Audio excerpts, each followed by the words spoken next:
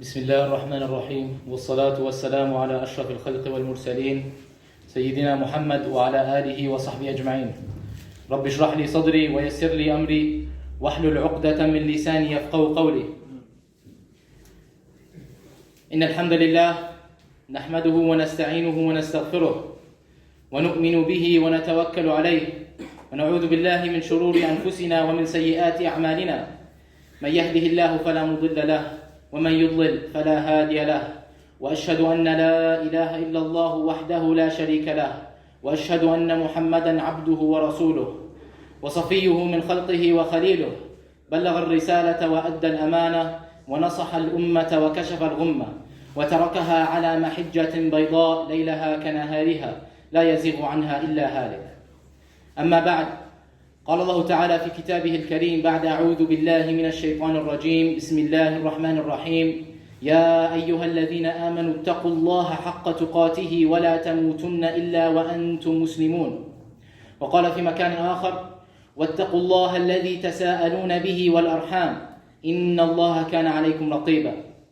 وقال واتقوا الله وقولوا قولا سديدا يصلح لكم أعمالكم ويغفر لكم ذنوبكم ومن يطع الله ورسوله فقد فاز فوزا عظيما.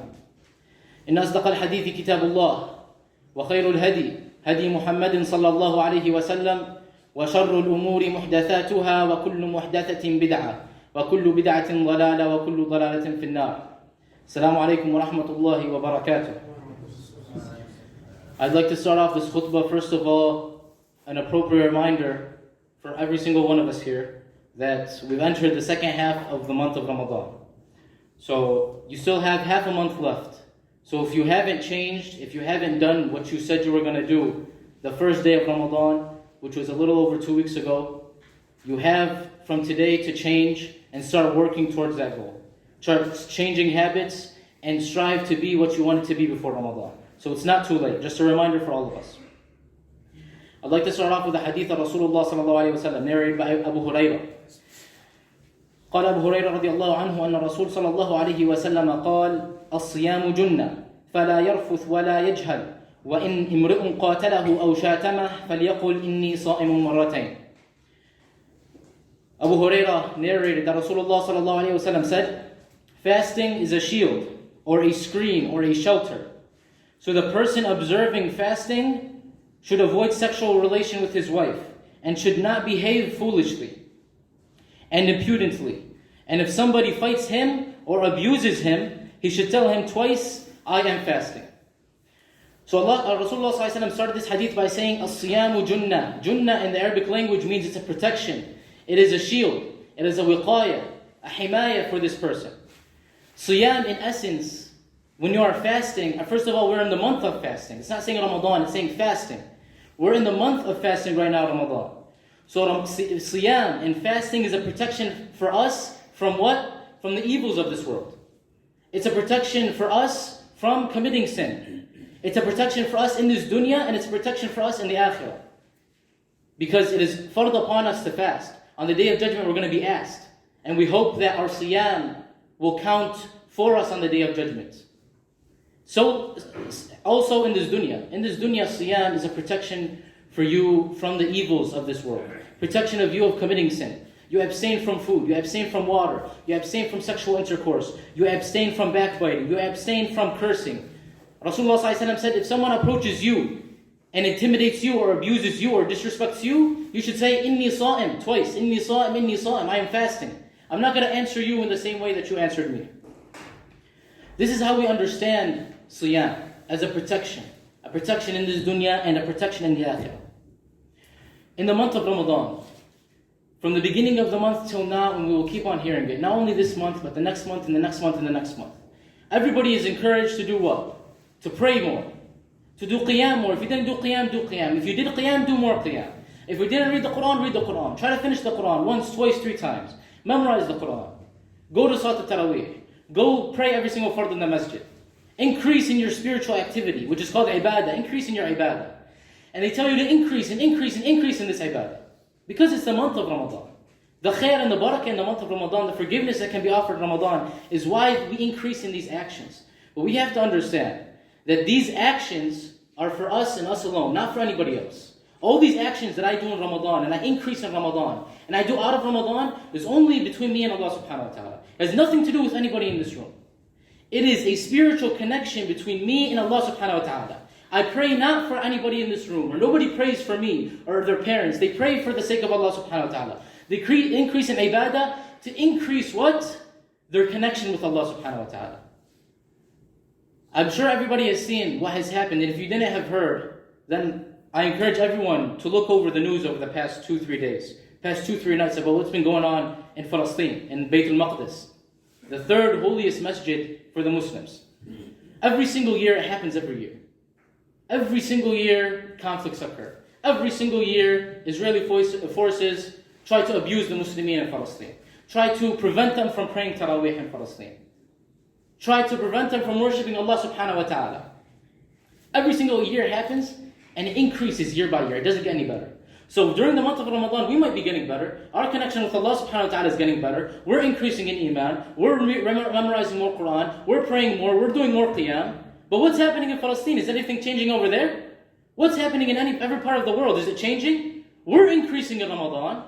Siyam and fasting is a shield for us, but is it a shield for them? Is it a shield for the Muslims across the world? Is it a shield for the lack of Islam that's going on in the world? Is it a shield for the oppression? So who is our shield? Siyam is a shield for us and protects us from the evils. What protects this ummah from the evil? What's the shield and the protection? What's the Jumm'ah of the ummah, of the Muslim ummah? What is that? And before I give the answer to what that shield is, some of you might be asking, what shield do we need? What are you talking about? As an ummah, what do we need to be saved from? What do we need to be protected from? There's so many things that we need to be protected from. First of all, society that we live in today. There's not one Islamic society that practices Islam fully, where a Muslim could fully practice Islam without any obstacles, without any suffering, without any prosecution from anybody that does not exist in the world today. We need to protect ourselves, and we need something to protect us from this society. We are influenced by this society. Rasulullah sallallahu alaihi wasallam says, "Al-mar'u ala dini khalilih," that the person is on the religion of who he befriends, of who he interacts with, of who he works with, of who his family is. So we need protection from this society that has no morals, that has no respect, that has no values. We need protection from this evil society. Number one. Second of all, talking about morals, we need protection from the declined moral values that they have here in the West and across the whole entire world, not just in the West. Every single country has declined moral values. Moral values that hold no ground. They hold no power, no value. Moral values such as the LGBTQ agenda that's been spreading, secular agenda, feminism, mixing up freedoms. What is the true freedom of mankind? Is freedom in America true freedom? Or is freedom in France true freedom? Or freedom in Jordan true freedom? What is freedom? This mixed idea of what freedom is for a Muslim. The idea of switching the roles of men and women. Men don't know what men are. Women don't know what women are. We don't know how to interact with each other in society. We have to protect ourselves from these ideas. We have to protect ourselves from the barriers and obstacles that we face on a daily basis. There's not one Muslim around the world that could truly live a life that's not full of obstacles and full of barriers. Is this how an Islamic life should be? Full of obstacles and full of barriers? You want to buy a home? You need a good credit score. To get a good credit score, you need a credit card. To get a credit card, you need to indulge in haram. You want to buy a house? You're going to get an interest-based loan. Mortgages, interest-based. Insurance, everything that you could possibly think of. You want to go out in public? You have the weather starts getting nice. You can't even walk down the street without having to put your head in the ground. You can't walk anywhere. The dress code around the whole entire world, not just in the West, even in Muslim countries, unfortunately, you can't go anywhere without seeing something haram in front of you. All these obstacles that we face, cultural norms. People can tell you my culture or my nationality, and we have certain norms and certain ideals, and those are better than the ideals of Islam. And then you have a clash between culture and Islam, culture and religion. But this, on an even bigger scale, things that we need protection from, loss of the Muslim land. We need protection from the corrupt rulers that are literally killing and raping Muslims and making them suffer and torturing them and imprisoning them and exploiting the Muslims themselves and exploiting the natural resources that are in Muslim lands. We need a protection from this. We need a protection from these tyrants and these corrupt rulers all across the world. These are things that the ummah needs a protection of. Don't think that just because my connection with Allah subhanahu wa ta'ala is very good and I've increased in spirituality in Ramadan, then we're all set as Muslimin. You're not set. You have so much evil ahead of you. So much evil in society that you need to stop, not just for yourself, for your family. Not just for your family, for the whole entire Muslim Ummah. We need to provide a shield. Now again, what is this shield? Well, Rasulullah ﷺ answers that question for us. Very, very directly. Rasulullah ﷺ says, narrated by Ibn Dinar, Rasulullah ﷺ says, كلكم راع وكلكم مسؤول عن رعيته. فالأمير الذي على الناس راع وهو مسؤول عن رعيته. والرجل راع على أهل بيته وهو مسؤول عن رعيته. وعبد الرجل راع على مال سيده وهو مسؤول عنه. ألا كلكم راع وكلكم مسؤول عن رعيته. Rasulullah ﷺ narrates and says, all of you are shepherds, and each of you is responsible for his flock. The Amir, the Khalifa, the ruler, the Sultan is what? He is a shepherd, and he is responsible for his flock. He's responsible for the Muslim Ummah. He's responsible for every single one of us. A man is a shepherd, and he is responsible for the people of his house. A man is responsible for his family. A man is responsible for his children. A man is responsible for his wife, and he is their protection from the evils of society. A man's slave is the shepherd of his master's property, and he is responsible for it. And Rasulullah finishes off by saying, each of you is a shepherd, and each of you is responsible for his flock. Another hadith narrated by Abu Hurairah radiallahu anhu, Rasulullah ﷺ says, إِنَّمَا الْإِمَامُ جُنَّةٌ يُقَاتَلُ مِنْ وَرَائِهِ وَيُتَّقَى بِهِ فإن أمر بتقوى الله وعدل فإن بذلك أجرا وإن أمر بغيره فإن عليه وزرا. Abu Hurairah reports that Messenger of Allah ﷺ said, he who obeys me has obeyed God, and he who obeys me, who disobeys me has disobeyed Allah subhanahu wa ta'ala. He who obeys the commander, the Khalifa, the ruler, has obeyed me. And he who disobeys the commander, the Khalifa, the ruler, the Sultan, the Amir, has disobeyed Rasulullah sallallahu alayhi wa sallam. The Imam is only a shield, behind whom fighting is encouraged, is engaged, and by whom protection is sought. So if he commands with piety and acts justly, he will have a reward for that. But if he holds another view, he will on that account be held guilty. Narrated by Imam Bukhari wa Muslim. Rasulullah is giving us this answer that I posed. Who is the shield of this ummah? Who is the shield of the Muslim land? The Imam is the shield. The Khalifa of the Muslimin, Amir al-Mu'mineen, he is our shield. Do we have that today? We don't have an Amir. We don't have an Imam. We don't have a shield to fight behind. We don't have a shield to seek protection under. We have no shield. Our so-called leaders are corrupt. They're the ones that are imposing what? Injustice upon us. They're the ones that are killing us and torturing us and making us suffer. They're the ones that put us in this situation. Where is our protection? Where is the protection from society? Where is protection from evil? Where is protection from the superpowers of the world that are exploiting the resources of the Muslim Ummah on a daily basis? Where is our Imam? Where is our Khalifa? Why don't we have a Khalifa? The Imam is what we should be looking for if we want protection, and we need protection. Because if we don't have protection, every single generation, the status of the Muslim Ummah gets worse and worse. Every single generation, the youth get farther and farther from Allah subhanahu wa ta'ala. Every generation, our understanding of Islam declines and goes further and further away from the true understanding of Islam, from the true path of Allah subhanahu wa ta'ala. What is this Khalifa going to do? How is this Imam that the Rasulullah sallallahu alaihi wasallam is talking about going to protect us from these evils of society? When you have a Khalifa, if you have a Khalifa implying, that means you have a Khilafah. That means you have a Muslim state. That means you have a Muslim entity for the Muslims, under one flag, not under 50 different states and 50 different nationalities and 50 different cultures. One state, one country, under one ruler, the Khalifa himself. If you have this Khilafah, I'll tell you exactly how it will be a protection from you. I'll tell you exactly how you can seek protection under this Savior, under this Imam, under this leader. When the Khalifa and the Khilafah specifically controls the education system in a country, they can propagate whatever idea they want. They get rid of all these false curriculums. They get rid of these false ideologies that are taught in school. They get rid of these curriculums that are encouraging children to think about their gender and their sexuality twice. He takes down this curriculum that encourages women to not be part of the household anymore. And they should be free and they should do whatever they want. It removes all these curriculum that promotes immorality in society. When the Khilafah itself, when this Islamic entity has control over the economic system, it gets rid of every single bank based off of riba. It gives people loans free of riba. It provides people the money to provide for their basic needs. It provides people with the resources that they own. The oil is the ownership of us, the Muslim Ummah, not the ownership of Saudi, not the ownership of OPEC, not the ownership of the Western countries that are exploiting all this oil. It's ours. We own this oil. We should get a share of it. So is the water. So is the natural resources and the minerals that are in plethora in Africa. This is for the Muslim Ummah, not for those to exploit it. So when the Khalifa has responsibility and he has control over that, not one Muslim will go hungry in the Khilafah. Not one Muslim will die of homelessness. Not one Muslim won't be able to provide his basic needs.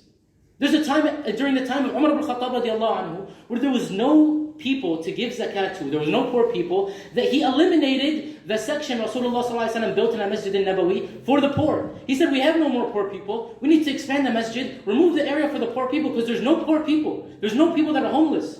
It's because there was a khilafah. It's because there was a khalifa, an amir, someone that protected the Muslims. Same thing at the time of Umar ibn Abdul Aziz.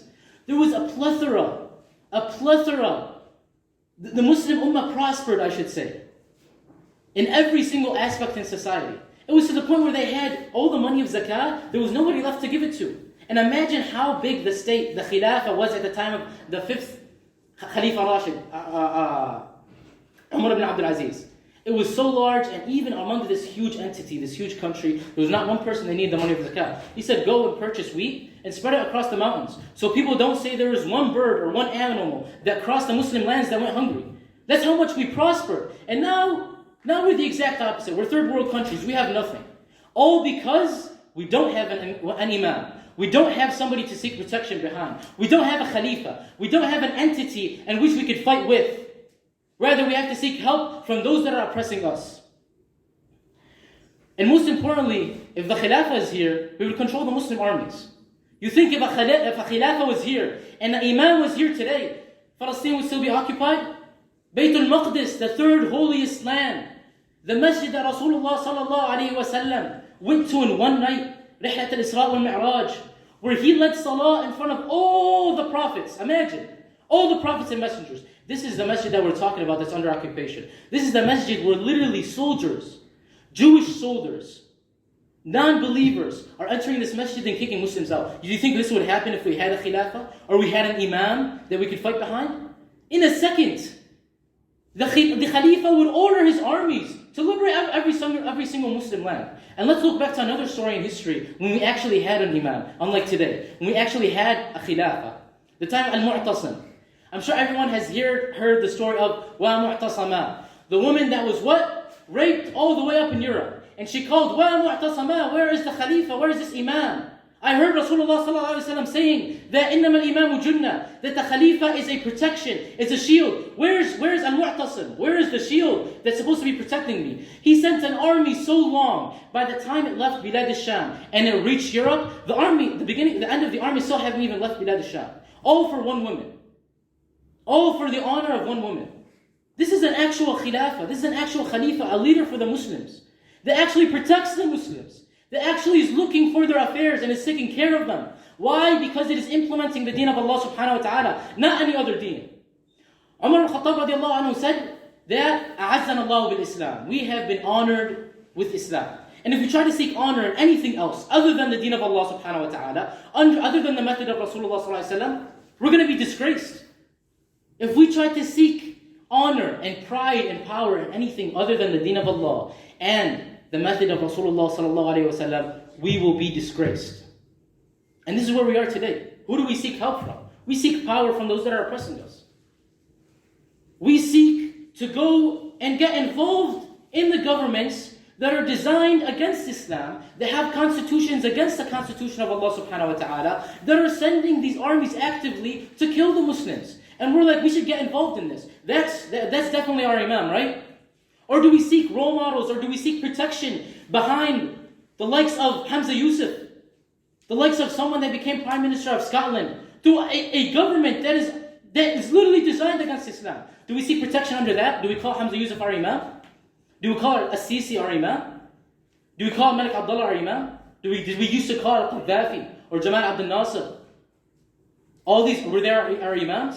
Were they the people that we fought behind? These are not our Imams. A true Imam would not do this to the Muslim Ummah.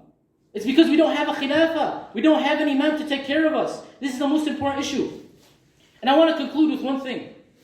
The idea that whenever people hear Khilafah, whenever people hear Khalifa, Imam, working towards establishing Khilafah, they get afraid. They say, why are you talking about this? Are you crazy?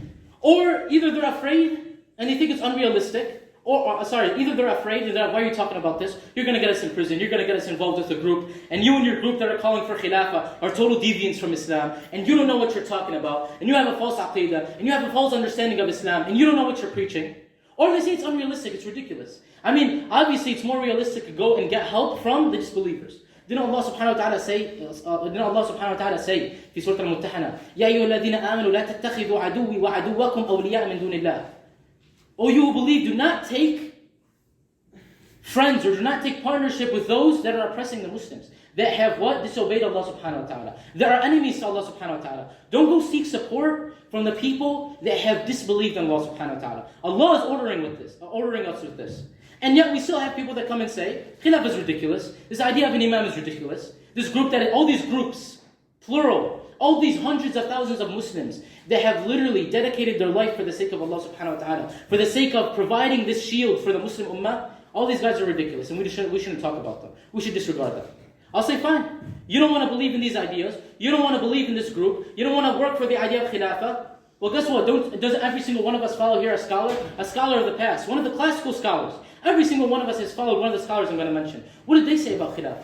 Or do we only follow Imam Ahmad or Imam Ibn Taymiyyah when it comes to Salah, when it comes to Tashahhud? Should I flick my finger multiple times or just once? Or do I raise my hands? Or how do I pray? Or what time is Asr? Do we only take those rulings from those ulama, from the classical scholars? Or do we take everything from these ulama? Forget about what these groups are saying about Khilafah. What are these ulama saying about Khilafah? I'll start off with a quote from who? Dr. Diya ad-Din al-Rayis in his book, Al-Islam wal-Khilafah. He said, إن علماء الإسلام قد أجمعوا كما عرفنا فيما تقدم على أن الخلافة أو الإمامة فرض أساسي ومن فروض الدين بل هو الفرض الأول والأهم لأنه يتوقف عليه تنفيذ سائر الفروض وتحقيق المصالح العامة للمسلمين ولذا أسموا هذا المنصب الإمامة العظمى في مقابل إمامة الصلاة وهي الإمامة الصغرى. وهذا هو رأي أهل السنة والجماعة وهما الكثرة العظمى والرازي والتفتازاني وابن خلدون وغيرهم من الأئمة وابن تيمية الذين المسلمون يأخذون عنهم دينهم وقد عرفنا الأدلة والبراهين التي استدلوا بها على وجوب الخلافة. It says Dr. Diya ad-Din al-Rayis in his book Islam and the Khilafah, and I quote, the scholars of Islam have unanimously agreed, as we now know in the foregoing, and the caliphate or the imam or the imamate is a basic obligation of the religion.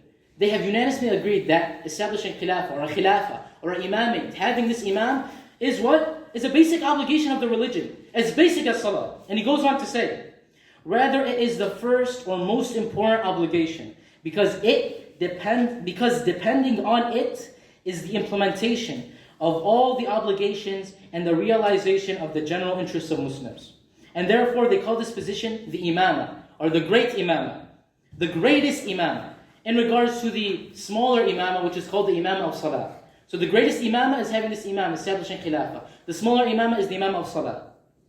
This is the opinion of who? Ahl Sunnah wal Jama'ah, As-Salaf, as we like to call them today. And they were the great majority of Muslims.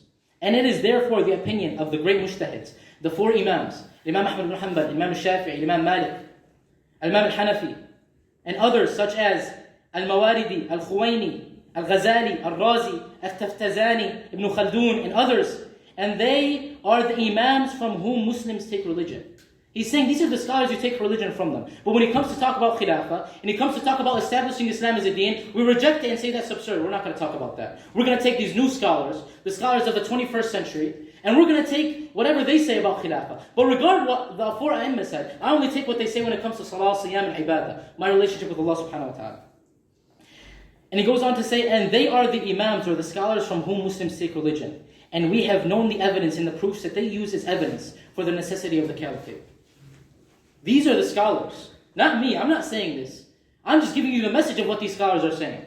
I'm telling you the obligation that Allah subhanahu wa ta'ala imposed on every single one of us. I'm telling you the solution for the problems we have today. This is not my words. This is the words of the scholars themselves. This is not the words of Shaykh Taqiyuddin Nabahani or any other Muslim group out there. This is the words of the ulama themselves that you follow. Not I follow, that every single one of us follow. So don't disregard their words and tell me they don't know what you're talking about too. Just because it's unrealistic today. Or I don't like this idea. And finally, I just want to finish off with a quote from Ibn Khaldun, one of the greatest scholars in history. In his book, Al-Muqaddimah, or Muqaddimat Ibn Khaldun as it's called, or the introduction. He says the appointment of the imam is obligatory, and its obligation was known in the Sharia by the consensus of the companions and the followers. Because the companions of the Messenger of Allah subhanahu wa ta'ala, may Allah's blessing and mercy be upon them, upon his death took the initiative to pledge allegiance to Abu Bakr, may Allah subhanahu wa ta'ala be pleased with him, and hand over looking to him in their affairs. Hand over the affairs of the Muslims to Abu Bakr radiallahu anhu. And so in every era after that. And people did not leave chaos in an era of hurricanes. And that settled unanimously, indicating the necessity of appointing the imam. That is, the nation conveyed this consensus and settled with it. The point that Imam al-Khaldun is trying to make is that, and with every single imam, if you go and read their works and what they talk about when it comes to khilafah, not one of these scholars ever had the idea that, what if the khilafah doesn't exist? That's why you'll never go back in their books, except perhaps Al-Ghazali wrote about this, perhaps, wallahu a'lam, about what would the Muslims do if they didn't have a khilafah. You know why they didn't indulge in this? Because it was literally a fantasy. Like if someone told that Imam Ahmad, or Imam Ibn Taymiyyah, or Imam al-Qayyim, or Imam al-Ghazali, or whoever it may be of the scholars, what would we do if we don't have a khilafah? You know what they'd say? They'd laugh and be like, that's ridiculous. That's something that we can't even imagine. I'm not even going to talk about this idea because it's impossible that the Muslims will ever go through an era where they don't have khilafah. But here we are today. And we're rejecting what they said about khilafah. We're rejecting what they said about the obligation to work towards this great goal. So here I am, whether you knew or you didn't know. Now I am conveying this message to you. And now you know that it's an obligation. And you know who is saying it's an obligation? Allah subhanahu wa ta'ala. Who came to that conclusion? These scholars that we follow, the greatest scholars of Islamic history ever, of Islamic jurisprudence. So now it's upon you, whether you're going to work with this or not. Allah subhanahu wa ta'ala says that every single one of you is going to come on the day of judgment alone. Alone. You're going to stand alone. I'm not going to stand in front of you. This guy's not going to stand in front of you. Al-Mahdi is not going to come and stand in front of you. Al-Mahdi is going to say, it's okay, he didn't work for establishing the khilafah, or he didn't work for taking care of the affairs of the Muslims. It's okay, because he knew I was going to come. Is Imam al-Mahdi going to do that? No, Allah subhanahu wa ta'ala is going to ask you. You knew it was an obligation. Why didn't you work towards it? So get the idea that this is unrealistic out of your head. Now you know, and now you know that you need to fulfill this obligation. Yeah, now you know how big of an obligation this is. أقول قولي هذا واستغفر الله لي ولكم ولسائر المسلمين فاستغفروه إنه هو الغفور الرحيم.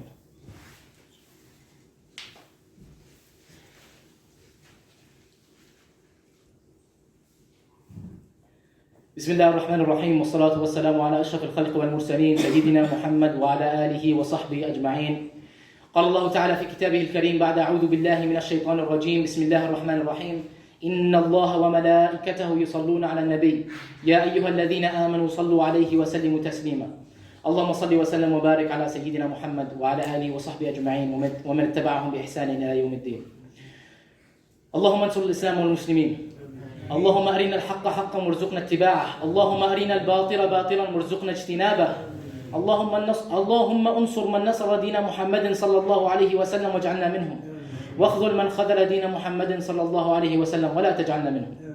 اللهم لا تدع لنا في هذا اليوم المبارك ذنبا إلا غفرته ولا هما إلا فرجته ولا دينا إلا قضيته ولا مريضا إلا شافيته وعافيته ولا حاجة من حوائج الدنيا إلا لك فيها رضا ولنا فيها صلاح إلا يسرتها يا رب العالمين. عباد الله إن الله يأمركم بالعدل والإحسان وإيتاء ذي القربى وينهى عن الفحشاء والمنكر والبغي يعظكم لعلكم تذكرون واذكروا الله يذكركم وادعوه يستجب لكم ولذكر الله تعالى أعلى وأولى وأعز وأجل وأتم وأهم وأكبر وأقم الصلاة.